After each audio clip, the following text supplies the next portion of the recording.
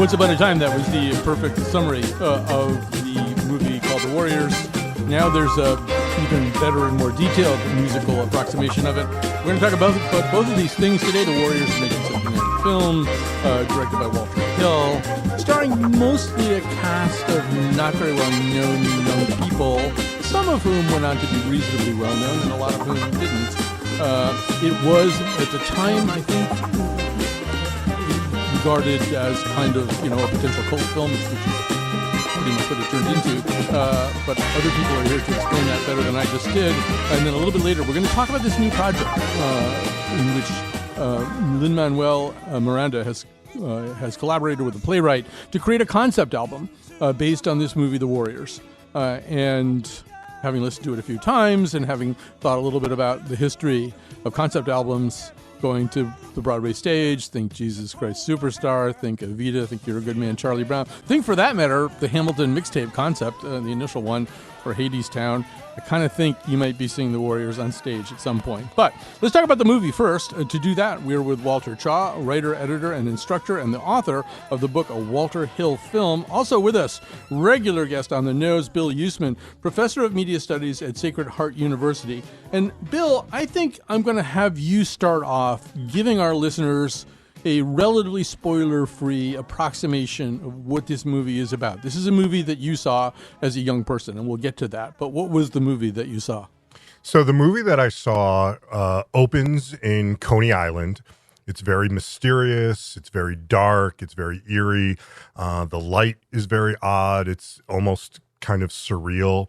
And all of the gangs of New York... to quote a phrase, have come together. They've been brought together by this charismatic leader, Cyrus, to make the argument that there are more of them than there are of the police. And therefore, if they would finally stop fighting each other and unite, they could be running the city. And then I'm not sure if this next thing is a spoiler. You know what I'm about to say? I think we do have to say that very, very early in the film, or early in the film, Cyrus is struck down. Cyrus is struck down by a maniac, and the maniac then blames this one particular gang from Coney Island, the Warriors, for this attack. And then the rest of the film is them trying to get back home by however they can, while all the other bizarre gangs, and they really are surreal and bizarre, are trying to hunt them down. I just want to quickly say, just biographically and parenthetically, that the deranged maniac, played by David Patrick Kelly. David Patrick Kelly, I used to do this show for a brief period of time. I was kind of in exile from other things. I was doing a show late at night on Sunday nights in the Gold Building, a skyscraper in downtown Hartford. And the studio had a little window in the door. And one night I heard a little rustling at the door, and I looked through the window, and it was David Patrick Kelly making one of those really scary faces of his. It turned out to be a very nice person. Was he clinking bottles? No, he wasn't clinking bottles. He actually had a guitar with him. He wanted to go on the air and play some songs. It was very nice. Anyway, so before we get going with the two Walters, let's hear a little clip. You're going to hear the aforementioned Cyrus, played by Roger Hill, kind of setting up at least some of the premise of the movie A1 Maestro. Can you count, suckers? I say the future is ours. If you can count.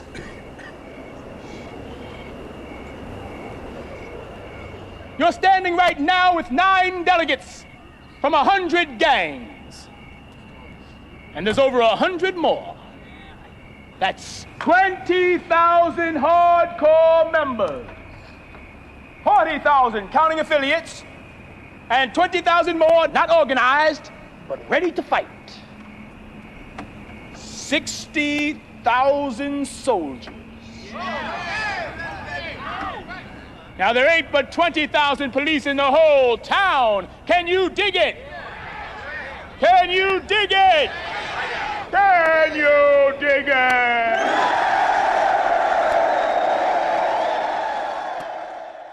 All right, and shortly after that, he is in fact shot by this this assassin. So, Walter Chaw, get us started a little bit on kind of understanding what's happening here. And this is a story based on a literary source, a novel by Saul Urich, who based his story, at least a little bit, on an ancient text, Anabasis by Xenophon. I don't know. Talk a little bit about how, and you've had opportunities to discuss this, I believe, with Walter Hill, how he sees this movie. What kind of movie is it to him? What is he doing with these other sources that he's turning into pictures? Well, a funny thing about Walter Hill, he kind of spent his childhood holed up with asthma. He calls it his Irish lungs. So he dreamt a lot about comic books and about making comics. And so, part of his filmography, I think you could say many of his movies are very comic book like. And this was his thought of making a movie about New York street gangs, which were perceived to be quite a problem in the 1970s, and he wanted to make it sort of comic book like, and he attached to this book that you mentioned, Saul Urich's The Warriors, and he thought, that's maybe a little bit too socially realistic, and indeed the author Saul Urich didn't like the movie. He said, Walter Hill doesn't understand the true problems that we're talking about. He made this sort of comic book, and indeed I think that was the intention of it. He wanted to exaggerate, and he wanted to make something of a fantasy of it, and yet, there are, he does touch on social truths. It is based on, in part, a New York Magazine article by Gene Weingarten from 1972 called "Are You Ready for the New Ultraviolence?"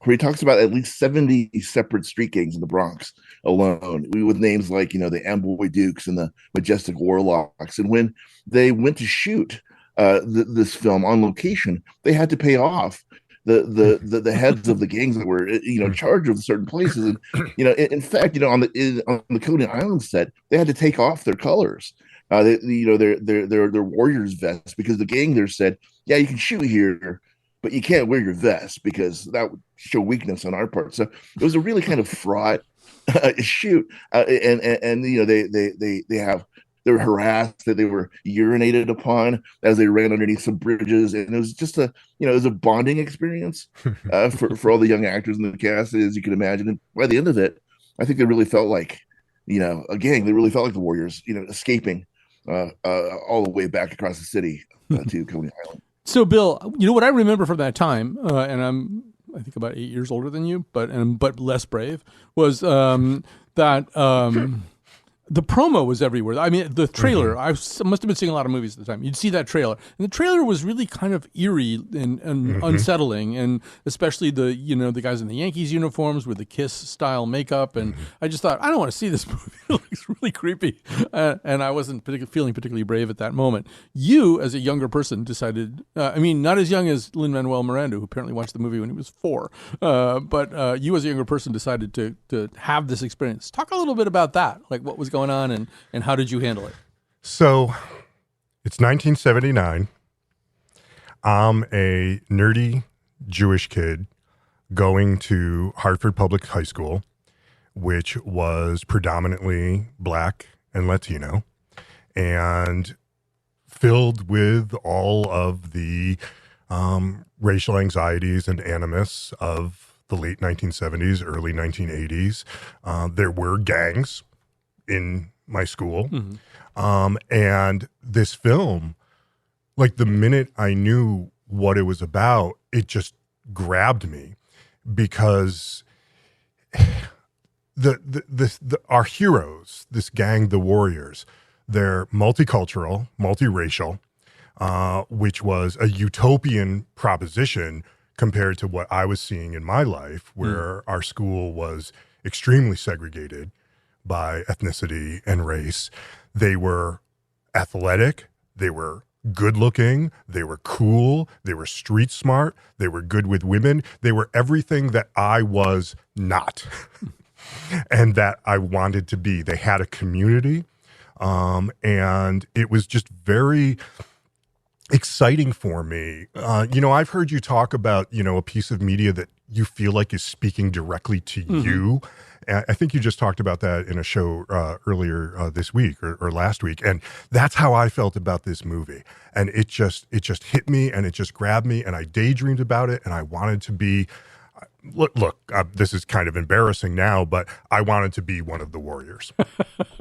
That's, I think, very understandable in a lot of ways. Walter, the other Walter Hill, I know he's kind of famously said all of his work is, to some degree or other, Westerns. And I think of a film that I think came pretty quickly after this one called The Long Riders, which was, I thought, a terrific movie with, at the time anyway, I thought it was a terrific movie, and it was about the Jesse James gang, and they used a whole bunch of real life brothers. I think 3 sets of real life brothers to approximate that gang. But The Warriors is kind of a Western, right? You're sort of going through territories where you're not entirely comfortable, where a lot of different things can happen. Not really clear who are the cowboys and who are the Indians, but it does have a little bit of that Western feel in addition to whatever, as you say, comic book feel it has. But Walter, your thoughts?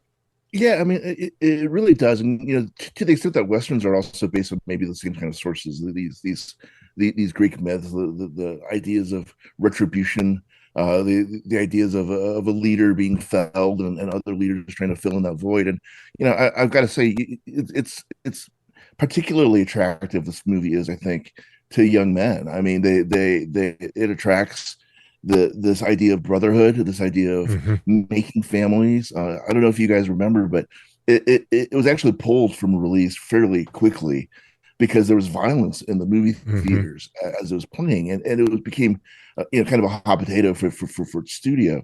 So they put out this sort of, hey guys, never mind about the creepy advertising, the trailers that you're talking about.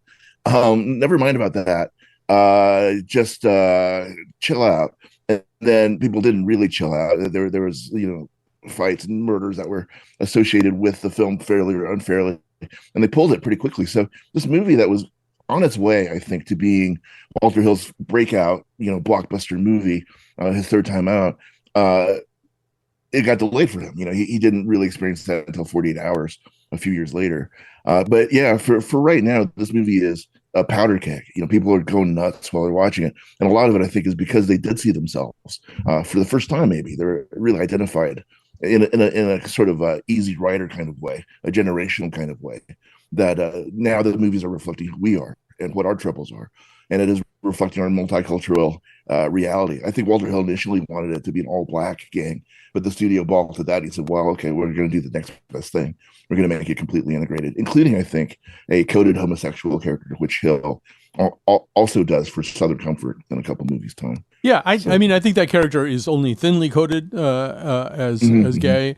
I'm not quite sure what I'm supposed to think about the Lizzies, which is a woman gang. I think I know what I do think the Lizzies is actually a slight homonym for. But it's 79, and just people were a little bit less cool with all this stuff. And Bill, this is a minor detail, but I thought about it particularly, well, here's the detail. And it's preserved on the Lin-Manuel Miranda concept album too. This is New York City. These are people who live in New York City, but they live in a very, very spread out version of New York City. And they don't really know their way around entirely. They are looking at the subway map and trying to figure out where Coney Island, their home, is in relation to where they've gotten to, the Bronx. And I initially sort of thought, well, that doesn't seem quite right. But then I thought about Hartford. When there was testimony during the Sheff versus O'Neill trial, it turned out that there were children in the Hartford schools who'd never seen the Connecticut River, which is like 4 miles away. They went over it in a bus on a school trip, and they all gasped and started applauding. If you live in an environment that isn't entirely safe, and you don't have a whole lot of resources, you wind up knowing the enclave you're in really well sometimes. I think in a way that rings sort of true, that they wouldn't really quite understand the Manhattan landscape. Yeah, I think that you're right about that. And, they're very parochial in some ways. And they're out of their depth when they go to this meeting and this huge, coming together of all the gangs. They're completely out of their depth. They're away from home. Home is a huge ongoing theme in the film, like Wizard of Oz or, the Odyssey. Home is their constant mission. And I think that also reflects that these are, at best working class kids. I think working class might even be an exaggeration, right? These are, kids from poverty stricken homes. That's even clearer in the novel, as Walter writes about. And there's this, Walter writes about this in his chapter in his book about Walter Hill. And I also picked up on it and really focused in when I rewatched the film this week after not having seen it for a long time. There's this beautiful scene. I think it's an absolutely beautiful scene toward the end when they're on the subway, they're trying to get home. They've attracted this girl along the way, Mercy, who Walter makes a strong argument is maybe the most important character in the film. And they're sitting on the subway, and this group of obviously wealthier, white, suburban, maybe prom kids gets on the subway and is just staring at them with disdain. And the girl Mercy reaches up to sort of fix her hair. They're all bruised and they're battered and they're dirty. And Swan, the leader, the hero, the protagonist, reaches over and pulls her hand down while he glares defiantly at these prom kids. And it just says so much about those class conflicts and about them being out of their depth and out of their comfort zone. Yeah, absolutely. Actually, let's talk a little bit about Mercy, and we'll have you meet her. You're going to hear Paul Greco as Orphan, Deborah Van Valkenburg as the aforementioned Mercy, James Remar as Ajax, one of the gang members, Michael Beck as Swan, the leader of the game, Thomas G. Waits, an actor with whom I also have kind of an interesting history, as Fox. Here we go. This will be A2, Maestro. There's nothing wrong with you making it through our territory as long as you're coming in peace.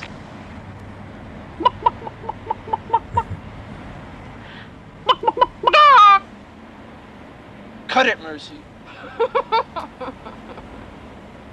You know what that is, don't you? Yeah? Trouble. Are you just gonna let an army walk through here anytime they feel like it? How's it gonna look? Get lost.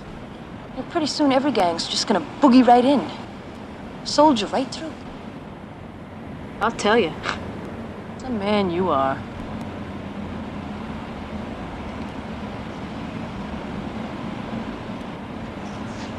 Take your colors off, you can walk through.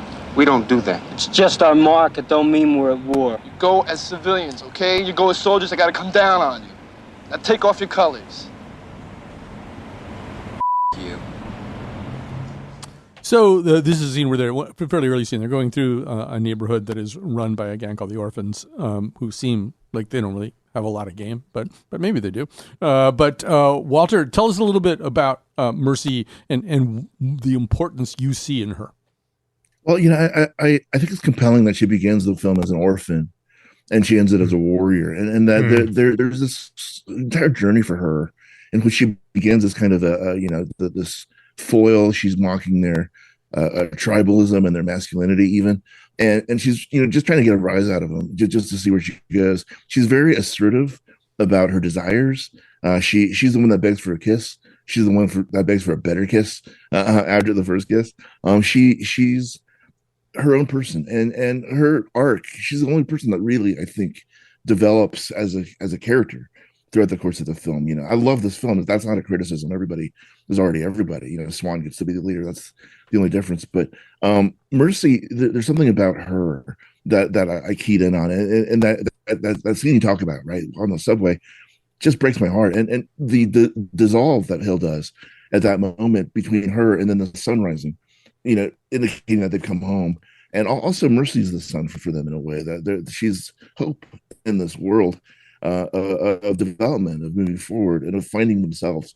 So, the whole theme of home is kind of centered in on the Mercy character as well. And, this is the same year that Walter Hill produced and wrote Alien, the first Alien film. And he was responsible for changing the sex of Ripley from a male in the original script to female. So there's a really strong legacy, I think, for Walter Hill, especially during this period where he's making very strong progressive, even, although that was popular term then, or even term, but making really strong and progressive women characters in his movies. And that's funny because he's known primarily, if at all, as a action movie, as a dude movie director. But between Rembrandt, between Mercy, Ripley, and many more examples throughout his filmography, he's actually quite aware of the power and the influence of diversity. You know, one thing, Bill, that I feel hangs over this movie in an odd way is West Side Story. And Urich supposedly didn't like West Side Story and thought it kind of glamorized gang life too much. It made it look too fancy or special or something like that. He wanted to write a much grittier book, as Walter has suggested. It feels like Walter Hill, I don't know, which also raises the question, why did he call one of the gangs the Riffs? That seems like kind of a West Side Story shout out. But I don't know, even listening to the rhythm of that clip on the subway, it's hard not to think about West Side Story. And Hill, since he's going into territory that Urich didn't want to go to anyway, maybe he's a little bit more comfortable with that kind of look and feel. Yeah, I mean, it is a very romantic film. Walter Chaw makes that argument in his book as well, in a way that the novel is not. Yeah. You know, the novel is dark and gritty, and things happen in it that would make it impossible, I think, for the audience to embrace the warriors as heroes. And so there's the romanticism that Hill brings to it that I think is closer in spirit to West Side Story. You can almost hear Somewhere playing on the beach. Absolutely. That's near the end of the movie. Is it really all that different from Joe Walsh's In the City? Yeah. You know, and Swan and Mercy are the star-crossed, at least initially, lovers who you can't imagine being together without it resulting in terrible tragedy and violence. And maybe there's an even argument to be made that it's even more romantic than West Side Story because, you know, I don't think this is a spoiler, like they're united toward the end of the film. And it does become, especially toward the end, a very, very romantic film in both senses of the word romance. You know, we have to talk about the fact, Walter, that this movie became important to a lot of people. In the fashion of a cult movie, there's a group of people who watched it, and it was very important to them. It made, you know, various kinds of statements to them, similar to the ones that we've been talking about here so far. But some of those views may have deviated a little bit from Hill's vision, and he eventually releases a director's cut. Tell us a little bit about that director's cut and what the reaction to it was. You know, it's funny that the director's cut, because I think what happens to a lot of great artists, you know, and I would include Hill in that in my humble but correct opinion, that he as he got on a little in his career and had his successes and, you know, people, his admirers, I think he still wanted to be understood. And I think he was only really understood in the mainstream as, again, this director of mindless action flicks, you know, Schwarzeneggers and Stallones and stuff, both of whom he worked with. And I think he really desired at a certain point to be known as something other. And so when given the opportunity to do a director's cut, which was kind of all the vogue for a while, of the Warriors, he took it. And what his suggestions was to add sort of comic book intertitles and to restore an introduction that he originally had Orson Welles record for the film. You know, he was in the sort of same studio doing his last film. And so he restored those things, and he made what was originally subtext text. He made, you know, this discovery that people could have, like, oh, this is based on a Greek story, it's based on comics, it's based on all those things. He made it explicit because I think he really was desperate for people to get it. You know, finally, after all these years, really kind of, guys, this is not just, you know, people fighting and gangs and stuff. This is actually has a classical basis. And it was pretty, I have to say, misguided, I think. I think it really damages the film. You know, even the part that we've been talking about, the subway sequence, that's one of the places where it freezes into a comic book panel, and the beautiful dissolve into the sunrise, all that stuff is really lost in those moments.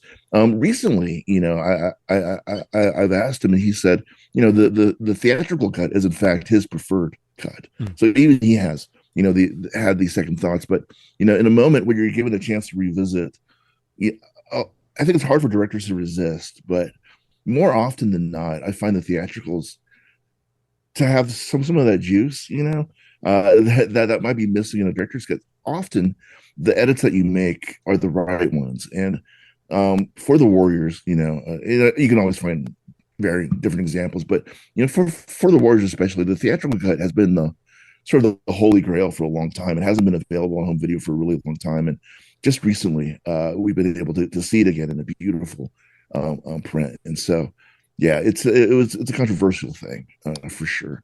We're gonna have to wrap up here, unfortunately. And Bill Yousman has to go to an event here in Hartford. He's going through a territory controlled by a gang called the Actuaries, and they're very, very tough. They'll just tell you when you're going to die. Professor of Media Studies at Sacred Heart University. Special thanks also to Walter Chaw, writer, editor, instructor, and author of the book, A Walter Hill Film. We'll be back to talk about the music after this.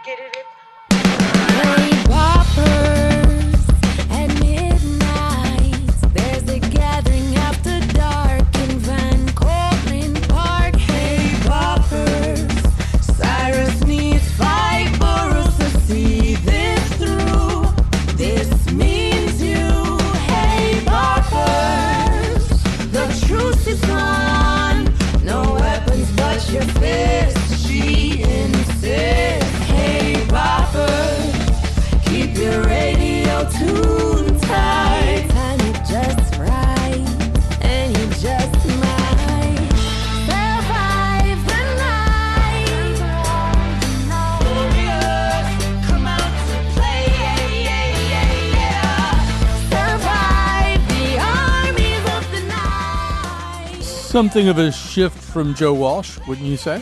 I mean, as much as we may admire the movie The Warriors, there's something incredibly benighted about ending it with that Joe Walsh song. Meanwhile, someone with considerably more modern sensibilities, Lin-Manuel Miranda, along with the playwright Issa Davis, has taken over this property and turned it into a concept album. You're hearing the opening cut right now, which features a lot of hip-hop royalty, people like Nas, Cameron, Ghostface Killah, RZA from Wu-Tang, Busta Rhymes, who, by the way, Busta Rhymes may be one of the most hardcore Hamilton fans who ever lived. At a certain point, he'd seen the musical so many times, they stopped having him sit in the audience. He would just sort of come backstage and hang out in the wings with the actors and stuff. So anyway, here to talk about all of that, about this very, very interesting project. It is now a concept album. I want to once again remind you that so is Jesus Christ Superstar. That was a concept album. So was Evita. So was Your Good Man Charlie Brown. So was Here Lies Love. So almost kind of was Hamilton. So was Hadestown. Most of these things were concept albums before they got to stage. But that's what we've got right now, a concept album called Warriors.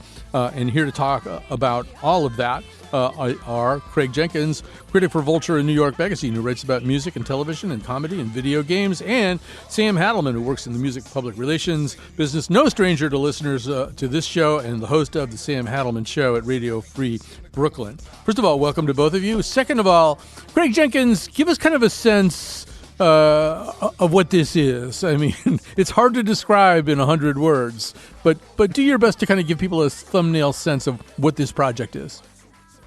Essentially, he is taking a familiar New York property and he's Lin-Manuel Mirandizing it. He's, giving it a musical spin that also sort of captures the musical heart of the city. And so this concept album, as it goes from the Bronx to, down to Coney Island, is picking into the music, the sounds that you would hear as you pass through those areas, as well as telling the story, which is a gender swapped version of the original with, some other changes. Yes, the Warriors are now women, and as is Cyrus, the person who has listeners to the first part of the show know, is assassinated right at the beginning. And, one thing that they've preserved, we didn't talk about this in the first segment, didn't talk about the movie version of it, this sort of blindless, sightless oracle that you see in Lynn Thigpen, the actress, talking into a microphone. Only her mouth is visible throughout the movie, but she is this kind of oracle, not only describing what's happening to us, but also tipping off gangs as to the whereabouts of the warriors and what the state of play is in this. And Craig, this idea, along with many other ideas from the movie, has been preserved, and I think interestingly preserved in the album. Say a little bit about that. It's a very 70s thing. I don't know if you've seen Vanishing Point, the classic Cars exploitation film, but yeah, the DJ that's giving you ominous tidings as the story progresses, keeps things chopped up and percussive and also allows records to cut in. It's a smart conceit. And Shenzi, the dancehall singer who does it on here, does a great job of just like cutting in and giving it kind of a spirit. And it's a very old New York thing also. Like it summons the sense of like the city right at the birth of hip hop, in the mid to late 70s, that kind of like genesis of hip hop from bits of dancehall and bits of funk and all that stuff. Sam, I know that your interest in this extends to even having been, because you have a life, to, I guess, what was the album release party? Tell us a little bit about that. Yeah, I've had two choice encounters with, actually, I haven't really engaged Lin-Manuel Miranda outside of like my interactions with him in real life, which is weird. We were like 3 years ago, I booked Big Boy on Jimmy Fallon, and Lin-Manuel was the other guest, and he came in and like geeked out with Big Boy for like 30 minutes, and it was great. And I really admired how much he it gave me an understanding of like why he's doing this stuff. And because at first I was like, why would you want to make George Washington spit a 16? But then meeting Lin-Manuel Miranda and like seeing him around, I'm like, okay, I get it. This is like his dream for hip hop. And then last week, my friend hit me up and she was like, hey, I have an extra +1 to this Warriors event. And I thought it was for the Golden State Warriors up until about an hour before. And then I pulled up to the timeout market. I saw Andre Royo, who's Bubs on the Wire, hitting a 2-step in the corner, which was like a wild thing for my eyes. And I got to hear the whole soundtrack live and see the cast. And they had like cute little hors d'oeuvres and everything was Warriors themed. Yeah, it was very incidental and very fun. So when they made a Hamilton mixtape, I went to a performance of it, and I forget where it was, but it was the closest you could get to Hamilton. And it attracts hip hop stars. I feel like I saw Ja Rule and Ashanti there. I know for sure the Roots. Like he just like Lin-Manuel has this acumen for the hip hop, and people who are for classic stuff, and people who are in it, see that in him in spite of how musical theater sometimes crosses that up for the listener. Oh, yeah, Sam, I believe Draymond Green was initially associated with this project, but he dropped out, so we didn't get to hear him. But, I want to say something, Craig, that you may not agree with. But one thing that I've thought about is, in a way, the actual cast album of Hamilton became like a concept album in the sense that tickets were hard to get. They often cost a lot of money. The show hadn't gone on the road yet. So it became the kind of album that somebody like me would listen to 100 times easy and still be going, the way you do with a concept album. And that I think you may disagree with me here, but I think one of the things that Lin-Manuel Miranda has brought to this is a mastery of using music almost as a camera to describe action. If you listen to Battle of Yorktown or something like that in Hamilton, you sort of feel like you're seeing it, and you feel some of the movement that's going on. You feel boom go the cannon and the blood and the whatever spray, and I think he does it in this too. I think the other thing he does really interesting is to use rap as kind of recitative in opera, just use rap as a way of kind of narration. But I don't know, I get the feeling reading your review that you didn't necessarily think that conveying action through music was something this thing did as well as it could have. Rap is certainly music that conveys physicality, and I think about the Wu-Tang classics. There are just like all these kung fu fights are chopped into them. That gives you a sense of percussiveness. That gives you a sense of motion. I think that there's key moments in the Warriors where it's kind of like it's a little anticlimactic. Like there's a big fight happening and it's kind of like but sometimes it works. My favorite songs are the classic Lin-Manuel Miranda million parts moving at the same time songs, where it really feels like you're in the middle of a scramble and you just have no clue where your friends are, kind of thing. He nails that a lot on the album. But there's other points. Let's hear a little bit of this is going to be the tune Derailed. This is B2 Maestro. It was the Warriors, the Warriors, the Warriors shot Cyrus. No, I didn't do this. I never do this. Didn't you see them? Yeah, I know I see them. The Warriors were safe from the crowd. The Warriors shot Cyrus. My ground. Look around, I'm surrounded. I drown in the shots and the shouts as the world falls down. Warriors, get away from the crowd. And you know what? A lot of these songs do have the quality that I think you're describing, Craig, from Hamilton, where they kind of move stylistically around within the song. The song isn't just kind of one thing. It's a bunch of different things are happening here. But Sam, I also was impressed with his ability to move around in genres. It's not surprising he can do a salsa thing for Mark Anthony and some other artists. But I mean, you know, there's the one song in here that's basically kind of a metal / hardcore song. Sam, it seems like he's, you know, really open to trying different things. Yeah, that was actually the song I bounced in the party to. It was like that big metal, like screamo song, and I was like, "Where am I?" Yeah, I think like most things he does, I really appreciate the swing he's taking, and I think that it's incredibly impressive that he's able to assemble these casts, and in the same way that he's trying to represent a certain aspect of New York.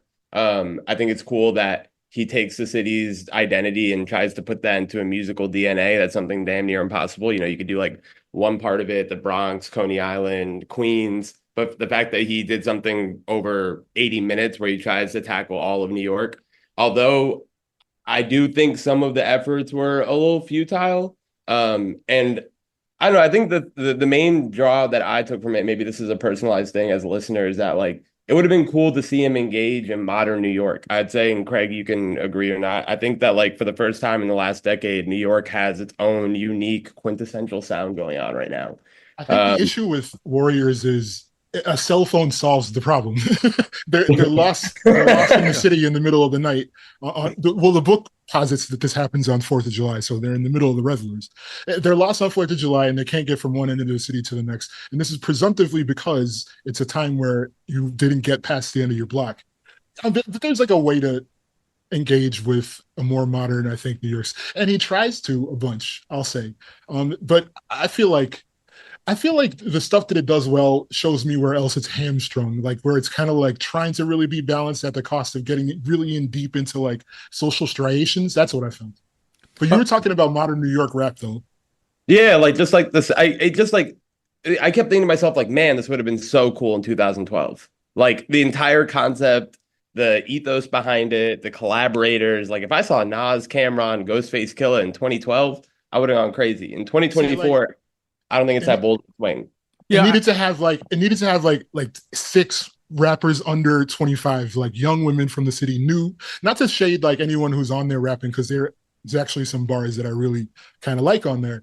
But like this is an opportunity to actually plug into something that's happening in the city. Then there are young women who would make great cameos on there. And it's wonderful that Lauryn Hill is there, but it's kind of like when you look at the album, she's the only like female rap legend that's involved with it. And this chance to gender swap the whole story. It was a missed opportunity a little bit. I do want to say, just as a rejoinder, kind of, I think he's very much in the business and the artistic quest to create culture that a lot of people will like. And you guys, I think, are talking from the perspective of pretty hip people who are very aware of what's happening at the moment. I just turned 70. I love Hamilton. I'm really enjoying this album, too. I'm learning about musical styles. They may be from 2012, but they're relatively new. And I think Sam would attest, as 70-year-old guys go, I'm relatively cool for a 70-year-old guy. You're the hippest You're like the hippest of the silent generation. But this like to be what he wants it to be. It's got to work for people, you know, as old as I am, but maybe a little less comfortable, a little less aware of what they're hearing. And I think if that feels like it's evening out or being planed down, that might be why. But let's take a quick break, and I want to hear more from you guys after this. Y cuando el mundo te mata la esperanza, solo queda venganza.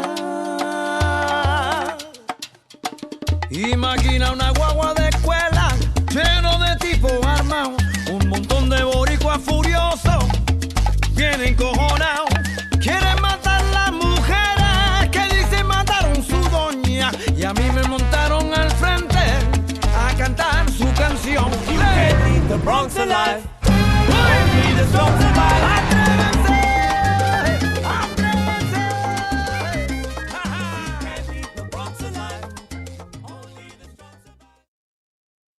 The cops are gone, you got a light or something? No. Why you being so quiet in the subway tunnel? What do you think, I bite or something? Let's just keep moving until Union Square. Where? Off the street, underground, where it say, can you make me a warrior? I don't think you like initiation. Initiate me, I'm a fucking warrior. Also from Warriors, I just wanted that song played because, you know, it's in Walt's time. It's a pretty, almost a conventional show tune kind of sound. It's Julia Harriman and Jasmine Cephas Jones. We should say that the primary love story, the love story from the original movie, has also been turned into a lesbian love story. And so we're talking about Warriors. We're doing that with our guests, Sam Hadelman and Craig Jenkins. I've got to thank also our technical producer, the maestro, Dylan Reyes. Jonathan McPants produced this episode. So, Craig Jenkins, I think one thing that is clear from this, and it's been clear all along, is that Lin-Manuel Miranda has a voracious, omnivorous musical appetite.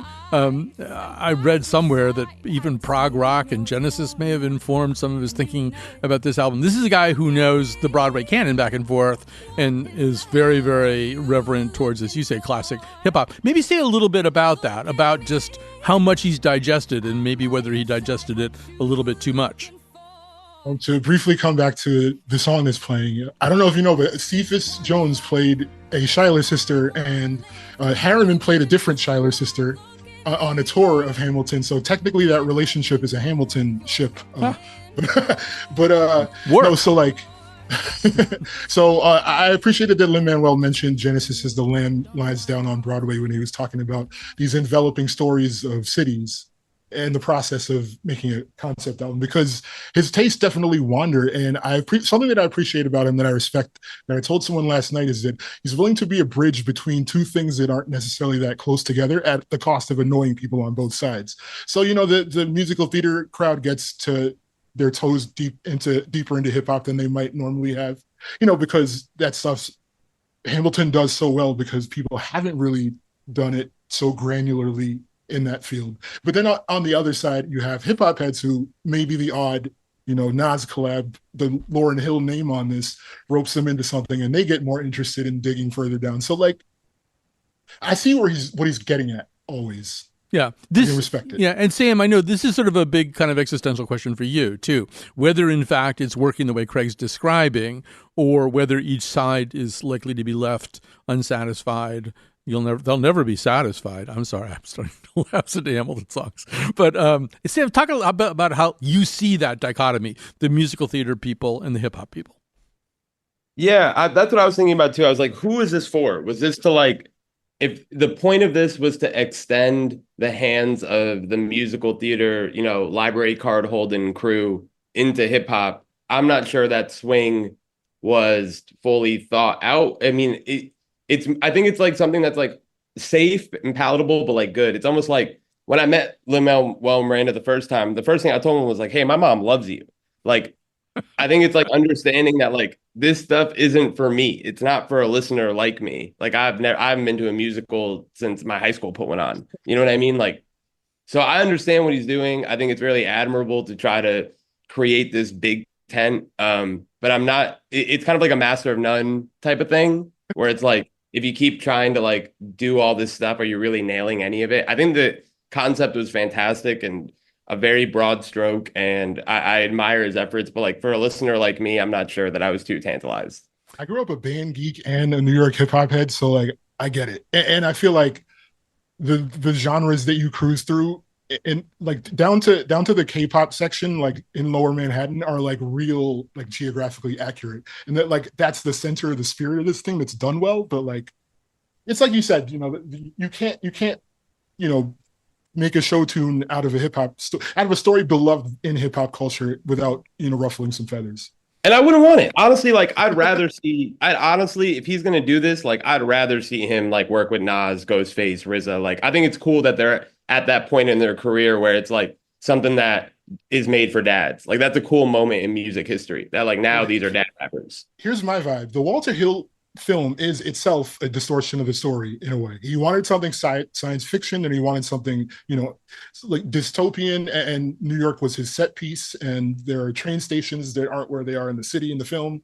So like everyone has come to this story wanting something out of it, and my writing about it was like watching this thing change over the decades.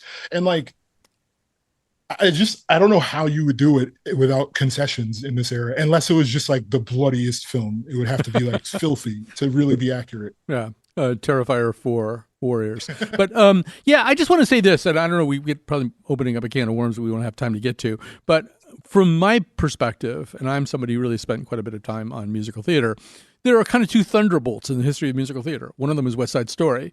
After West Side Story, people in musical theater were saying, are we ever going to do the old stuff again? How can we go back to what we've done after we've heard this? And I think Hamilton was the other one. And the interesting thing about both of those was that they, in fact, weren't all that repeatable. Bernstein himself was not able to recreate anything like West Side Story. Neither was anybody else. And so far, Lin-Manuel Miranda has not really produced anything that has the kind of heft and crossover appeal of Hamilton, and in my view, the brilliance of Hamilton. And I sort of wonder, maybe for each of you, I mean, you're not looking at this from a musical theater point of view, but maybe Craig and then Sam, just say whether you think he's close, whether this is something that could get up on stage and be, particularly if Sam's father put some money into it, be something really exciting. Actually, Sam, since I invoked your father, you can go first. Yeah, for sure. I mean, in a sense, I know I just talked about not expanding the tent, but like him bringing all these genres, like the one thing he really did nail was like bringing a lot of different styles together. And I think that you're talking about like if they were adapted to screen or to theater, how that would like go. Yes. I think that would be great. Like people love hyper local New York movies, stories. I'm staring at my King of New York poster, the only poster I have in my living room. Like, that's still canon. And I think people love old New York. And a thing that it did accomplish was establishing that sound and theatrics. And I think it did what it was supposed to do. And I do think that this would be something that someone would invite me to. I'd politely pass and probably. You're such a snob. I know. But you got to understand, like me being so particular, like I know what I like, and that's fine. And I don't think it's for me, but it's definitely for other people. Okay, Craig, I can only give you about 40 seconds, but I know you'll use them well. I think there are a few points of brilliance in everything that he does. And if the whole thing isn't necessarily entirely baked, then I'm going to be stuck listening to a handful of songs for the next couple of years. So like this project did it, and then The Heights did it. And he always does that. Whether or not I want to listen to the whole project again, like there's a couple of songs in my rotation from this. Yeah. For stage, he would have to rewrite a lot of this stuff because a lot of it, even Same Train Home or whatever that penultimate song is, there's a lot of narration in there of stuff that you can't see. So I would be excited to see the story really like adapt and like change further, actually. Yeah. I think that he could listen to, what the fuss was, the complaints are, and like really put it into a show. But I also like it as this like show of the mind for people who can't get into one, because you wouldn't be able to get into it if you did it. Right, absolutely. All right, we have to stop there. But thanks to these two wonderful guests, Sam Hadelman, Craig Jenkins. Thanks to you for listening. Thanks to McPants and to Dylan. And I got to get out so the music can go.